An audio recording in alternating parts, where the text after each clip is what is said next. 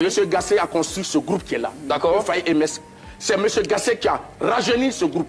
Oui, aujourd'hui, on est fiers de Jackie Thomas, on est fiers d'Adengra, on est fiers d'Evan Ndika. Tout ça, c'est Gassé qui les a appelés, qui les a convaincus. Même le grand Seko Fofana, il a été convaincu par Jean-Luc Gassé à rejoindre ce commando.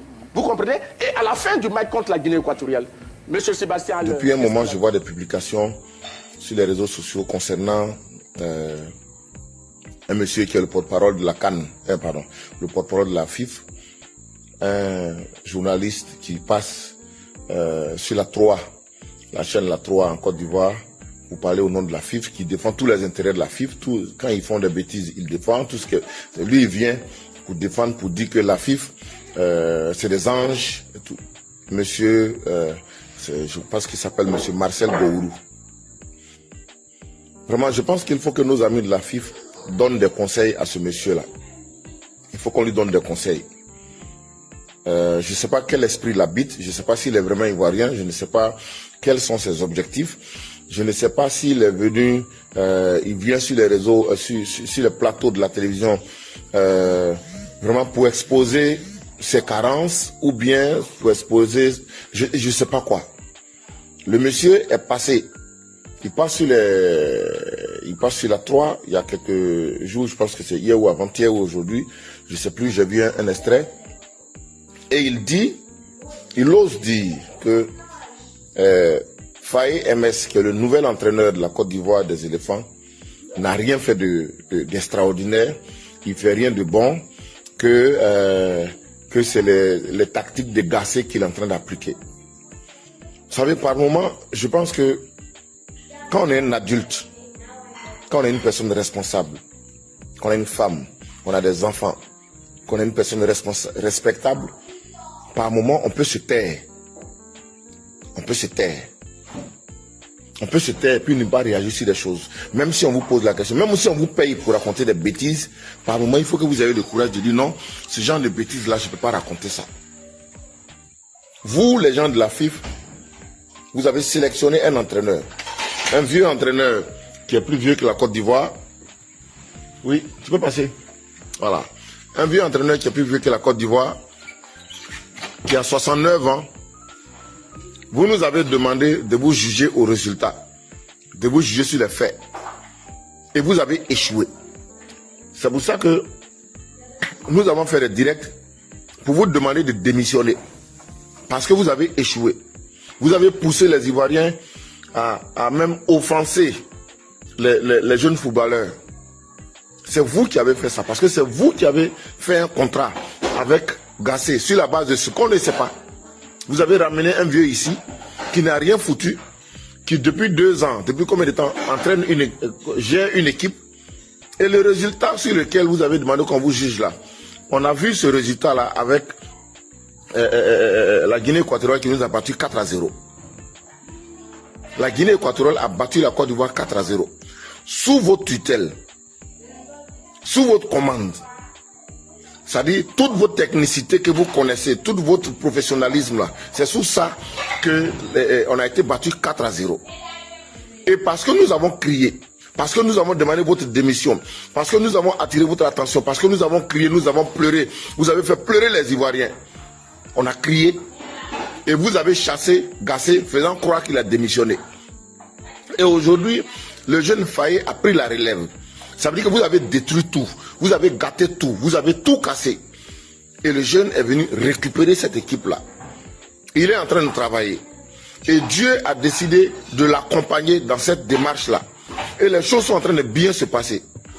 Si vous n'êtes pas assez humble, si vous n'êtes pas assez responsable, si vous n'êtes pas assez intelligent, je m'excuse pour vous taire, s'il vous plaît. Ne venez pas nous déranger. Parce qu'on a vu vos limites. Vous ne devez pas passer sur le plateau de la télé pour dire que Faye, pour démonter Faye. Aujourd'hui, là, c'est le moral qui joue. Tous ces jeunes-là font confiance à Faye. Aujourd'hui, là, malgré ses incompétences, ses insuffisances, nous, on a des résultats. Il y a des résultats qui sont en train de sortir. La Côte d'Ivoire avance. Toutes nos mamans de toutes les contrées en Côte d'Ivoire, partout, les gens sont heureux. Ils sont contents parce que La douleur que vous avez créée là, quelqu'un est en train de soigner ça. Alors, ayez l'amabilité d'être reconnaissant.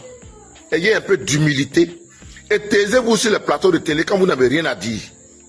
Si vous passez à la télé, quand on vous pose des questions, il y a des sujets où vous pouvez dire je n'ai rien à dire, vous vous taisez. Mais ne passez pas sur la télé de Côte d'Ivoire pour nous dire que Faye ne fait rien de bon, que c'est Gassé qui a tout fait. Monsieur, vous faites partie de cette équipe de l'Afrique qui doit démissionner. Et vous êtes le premier même à démissionner. Et je pense que les gens même qui vous reçoivent sur le plateau de télé doivent arrêter de vous recevoir. Voilà. Doivent arrêter de vous recevoir parce que vous racontez du n'importe quoi. Vous racontez du n'importe quoi. On est à un moment de concentration. On est à un moment de concentration. Il y a eu le match contre le Sénégal. Grâce à Dieu, ça a fonctionné. Le match contre le Mali. Grâce à Dieu, ça a fonctionné. On est en train de préparer le match contre le Congo. Vous voulez quoi? Qu'est-ce que vous voulez? Non, vous aviez préparé la honte de la Côte d'Ivoire. Vous aviez planifié la chute de la Côte d'Ivoire. Vous avez planifié la déception de la Côte d'Ivoire. Vous avez planifié la destruction de la Côte d'Ivoire. Comme ce n'est pas en train de se passer comme vous voulez, ça vous fait mal. Donc vous passez sur le plateau pour démoraliser les gens. Monsieur Gourou, s'il vous plaît. Monsieur Gourou, s'il vous plaît, quand vous passez sur le plateau de télé, si vous n'avez rien à dire, taisez-vous. Si vous n'avez rien à dire, taisez-vous.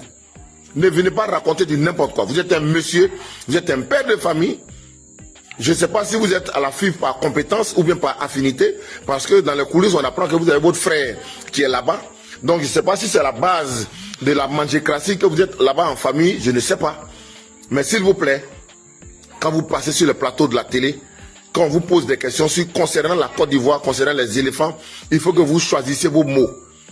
Parce que vous parlez de la Côte d'Ivoire. Et la Côte d'Ivoire, ce n'est pas que vous.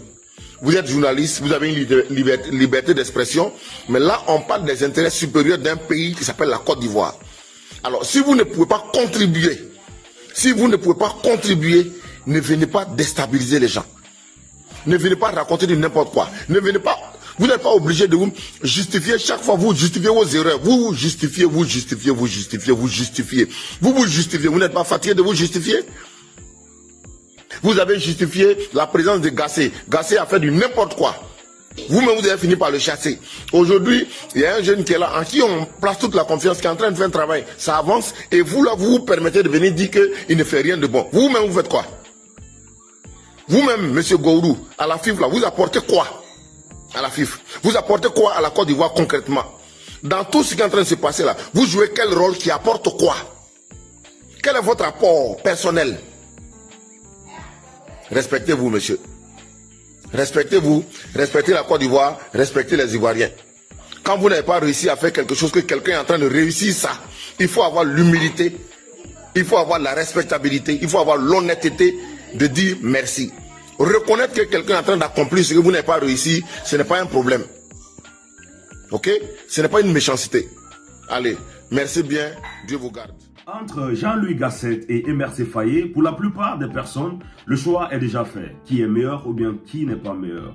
Et vous le savez, nous sommes ici en domaine de sport. Et quand on parle de sport, le plus souvent, c'est les résultats qui doivent faire la différence. Cette équipe de la Côte d'Ivoire, c'est la même équipe depuis le début de cette compétition. Et nous le savons aussi que c'est Jean-Louis Gasset qui les a regroupés. Et quand on voit ces joueurs individuellement, nous le savons tous que ces joueurs de la Côte d'Ivoire ont tous de la qualité. C'est les grands joueurs qui jouent dans les grands clubs ici en Europe et même en Afrique. Il faut dire qu'il y a quelque chose qui n'a pas marché. Raison pour laquelle, dès les 2 premiers matchs ici, la Côte d'Ivoire ne faisait que défaite sur défaite. Et c'était une équipe qui était presque sortie de cette compétition. Qu'est-ce qui n'a pas réellement marché avec M. Jean-Louis Gasset? Et cette même équipe qui était ici avec M. Jean-Louis Gasset au début de cette compétition, est cette même équipe qui est avec M. Emerse Faé. Et actuellement, nous sommes en train de voir la différence. Et ce qu'il faut dire, c'est que M. Emerse Faé a su booster le moral de ses joueurs, a su instaurer peut-être un climat de confiance et de dire à tous ces joueurs que, attention, nous avons un grand événement devant nous. Et sur ce, nous sommes en train de voir beaucoup de différences. Et depuis ce jour-là, l'équipe ivoirienne ne fait que faire des victoires sur victoires. Et actuellement, il commence à faire peur à beaucoup d'adversaires qui sont à la course de ces trophées. Pour mieux comprendre pourquoi est-ce que M. Zongo était réellement remonté contre M. Gourou, je vous invite à regarder aussi cette autre vidéo. Mais Faye a un mérite. Parce que tu dis qu'il est hérité d'un groupe. Et lui-même le dit qu'il connaît ces joueurs-là. Mais il a vraiment le mérite d'hériter d'un groupe qu'il a su rebooster, qu'il a su, qu'on appelle, réorganiser, restructurer. Et quand tu dis qu'il n'a rien créé, mais il a créé quelque chose. Le fait déjà de trouver une sentinelle, c'est Michael. Qu'est-ce qu'il a créé? Non, mais la sentinelle? le fait de trouver une sentinelle, c'est une création. Parce que sous Gassé, on joue avec 3 millions de relayeurs. Et lui, il est venu, il a vu, attention, il y a un problème, il faut trouver une sentinelle. Ça, c'est déjà très bon. Il fait des choix forts. Il fait des choix forts. Il a le courage de sortir des joueurs cadres. Il a le courage de les laisser sur le banc. Et quand ça ne va pas, on a vu hier contre le Mali, l'équipe était en difficulté parce que les Maliens avaient le ballon, ils avaient la possession. À 10 contre 11, il a réorganisé tactiquement son équipe. Ça aussi, c'est très bon, c'est une création. Tu ne peux pas venir nous dire qu'il n'a rien créé. Qui a créé quelque chose? Gassé a créé quoi? Il n'a rien créé? Attends. Dans les deux, tout le monde a créé. Monsieur Gassé a construit ce groupe qui est là. D'accord. C'est M. Gassé qui a rajeuni ce groupe. Oui, aujourd'hui, on est fiers de Jackie Thomas, on est fiers d'Adengra, on est fiers d'Evan Ndika. Tout ça, c'est Gassé qui les a appelés, qui les a convaincus. Même le grand Seko Fofana, il a été convaincu par Jean-Luc Gassé à rejoindre ce commando. Vous comprenez? Et à la fin du match contre la Guinée équatoriale, M. Sébastien Haller, qu'est-ce qu'il a dit? Il dit, il sent que ce sont les joueurs qui sont coupables. Et M. Kessié Franck, il dit, il a l'impression que les joueurs ont trahi le peuple.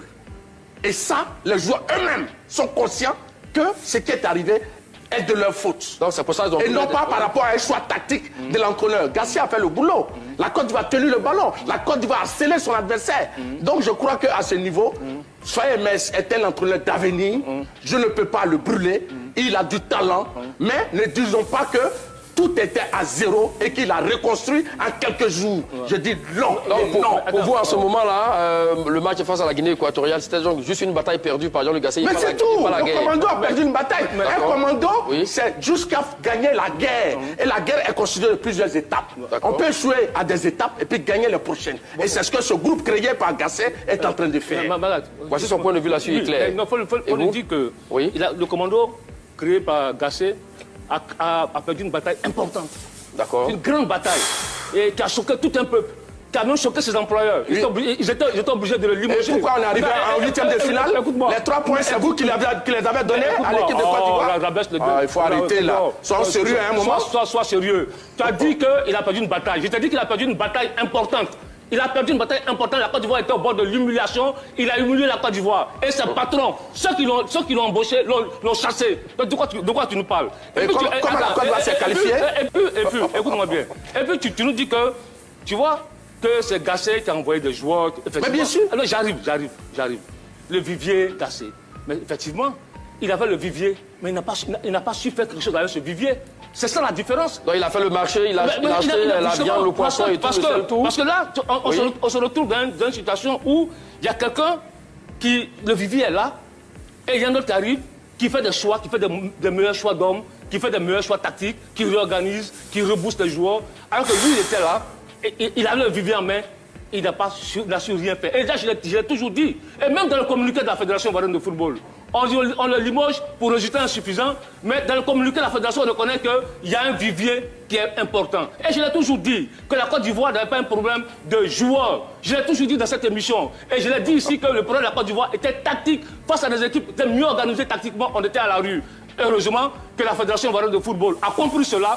Après la débat face à la Guinée-Bissau, ils ont rectifié le tir aujourd'hui. Il y a un nouvel entraînement. C'est important de savoir que cette fédération fait du bon travail. Mais là, ce que je voulais dire, le grand Roger Mila, sur ce plateau, j'étais son voisin, là, au même endroit. Il a dit qu'il y a une année, ils étaient en Coupe d'Afrique et ils étaient en train de perdre le match.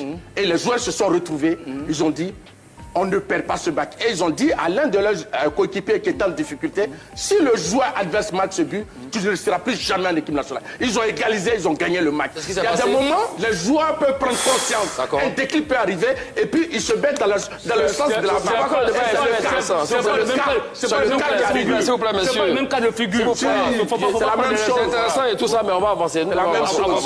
Alors l'objectif fixé, au commando est-il atteint finalement? Oui, parce que le président de la Fédération de football avait dit que l'objectif c'était au moins les demi-finales. D'accord. Je pense que la Côte d'Ivoire atteint les demi-finales. Maintenant, il faut encore avoir, il y a la place pour aller un peu plus loin. Au moins les demi-finales, l'objectif est atteint. Maintenant, il faut aller gagner ce trophée-là. On s'arrête à ça. Quand on parle de au moins, ça veut dire qu'il y a un plus. Donc ça veut dire que c'est vrai, si on atteint les demi-finales, c'est pas mauvais, mais on peut faire mieux. Donc nous allons gagner cette CAN à domicile. Et les éléphants ont les moyens pour le faire. Le résultat du sondage, oui, autour de la question, le commando tant recherché par Jean-Louis Gasset a-t-il été trouvé par Imès Fayé? Vous avez dit oui pour 93% et non pour 7%. On reste avec vous, Martial Gourou, pour vos 30 secondes au Japon. Mais je pense que là, c'est quand même chose. Hein. Donc je crois que ce groupe qui est là a été construit, oui, depuis plus d'1 an par Jean-Louis Gasset. Et il avait pour adjoint Faye Mers. Donc je pense que si Gasset a échoué, ça veut dire que quelque part Faye Mers a échoué. Mais on ne va pas rester dans ce schéma-là. La fédération a voulu que Faye poursuive le travail. Donc clairement, Faye Mers hérite de la situation laissée par Gasset. Et donc la Côte d'Ivoire poursuit son chemin dans cette carte. Monsieur Massa Gourou, très bien. Monsieur Massa Gourou, un numéro 1 est différent d'un numéro 2. Si M. Faye Mers avait échoué, on allait le limoger avec M. Jean-Louis Gasset. Mais c'est pas tout le temps le cas. Écoute-moi. Ça c'était la précision que je voulais faire. Aujourd'hui, M. Jean-Louis Gasset avait un vivier. Il n'a pas su tirer profit du vivier. Il n'a pas su faire les bons choix. Il n'a pas su faire les bons choix tactiques. Il y a un nouvel entraîneur qui est arrivé. En 2 matchs, il a donné un autre visage à l'équipe de Côte d'Ivoire. C'est de cela qu'il s'agit. Et je pense que face aux Lions de la Teranga et face aux Aigles du Mali, on a vu une équipe conquérante, une équipe qui en voulait, qui allait arracher dans la douleur la qualification. Pile poil, Jean de Mané. Et comme je le disais, pour la plupart des personnes, entre Jean-Louis Gasset et MRC Fayé, le choix est déjà fait. Compte tenu des résultats ici prouvés sur le terrain, la plupart des personnes diront que MRC Fayé a plus mérité d'être entraîneur de l'équipe nationale que Jean-Louis Gasset. Il n'y a pas de problème, nous sommes tous d'accord là-dessus. Il faut aussi ajouter qu'on ne peut pas changer une équipe que seulement en quelques semaines. Ce qui est sûr dans tout ça, c'est que les joueurs ont pris une conscience. Ils ont réellement réalisé le poids de cette compétition. Et ils ont dit que réellement, on doit aussi se donner corps et âme pour que nous puissions rapporter cette compétition. Il ne faut pas oublier que l'entraîneur peut faire des tactiques, comment est-ce que les joueurs vont jouer sur le terrain. Mais arriver sur le terrain, c'est aux joueurs de prendre leurs responsabilités. Et c'est ce que nous sommes en train de voir actuellement au sein de l'équipe ivoirienne. C'est-à-dire tous les joueurs ont essayé de prendre leurs responsabilités. Et ils jouent corps et âme pour que cette coupe-là puisse rester en Côte d'Ivoire. Sur ce, mes frères, je sais que les avis sont partagés, mais je serai ravi de lire vos commentaires en bas de cette vidéo et on se retrouve à très bientôt pour une nouvelle vidéo, mes frères. À plus.